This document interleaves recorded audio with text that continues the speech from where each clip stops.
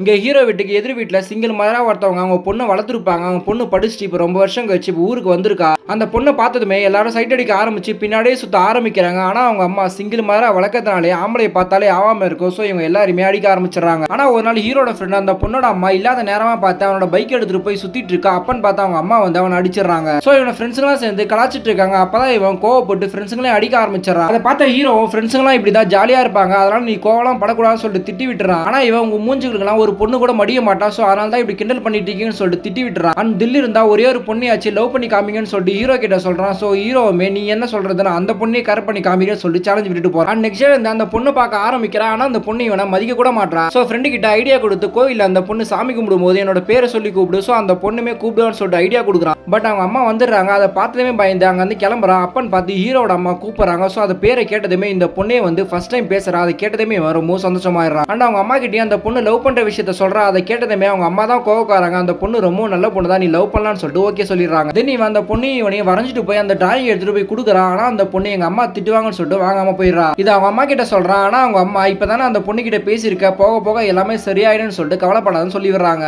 And next இந்த தெருவில் இருக்க எல்லாருமே திருப்பதி போறேன்னு சொல்லிட்டு கிளம்புறாங்க. ஆனா ஹீரோவா அந்த பொண்ணு மட்டும் கிளம்பாம வீட்லயே தான் இருக்காங்க. அப்ப தைரியமா அந்த பொண்ணு கிட்ட போயிட்டு சாப்பிட எதனா வேணுமான்னு சொல்லிட்டு கேட்கறான். ஆனா இந்த பொண்ணு இப்படிலாம் எங்க வீட்டுக்கு வராதீங்க, யாரா பார்த்தா தப்பா நினைப்பாங்கன்னு சொல்லிட்டு போக சொல்லிடுறா. பட் இந்த பொண்ணு வச்சிருந்த மாவு கீழே கொட்டிடுது. சோ வேற வழி இல்லாம ஹீரோ கிட்ட சாப்பாடு வாங்கிட்டு வர சொல்றா. சோ ஹீரோ ரொம்ப சந்தோஷமா வாங்கிட்டு வந்து கொடுக்குறான். ஆனா நைட்டு தூங்கும் போது இவங்க அம்மா இந்த பொண்ணு பின்னாடி சுத்தத்துக்காக ஒருத்தனை அடிச்சிருப்பாங்க. சோ அந்த பொண்ணு ஏன்னா பண்ணணும்னு சொல்லிட்டு அவங்க வீட்டுக்கே வந்துடுறான். பட் ஹீரோ அவனை அடிச்சாங்க துரத்தி விட்டு அந்த பொண்ணை காப்பாத்தி வீட்டுக்குள்ள போக வச்சு இந்த பொண்ணுக்கு பாதுகாப்பா அவன் வீட்டுக்கு வெளியே படுத்துக்கிறான்.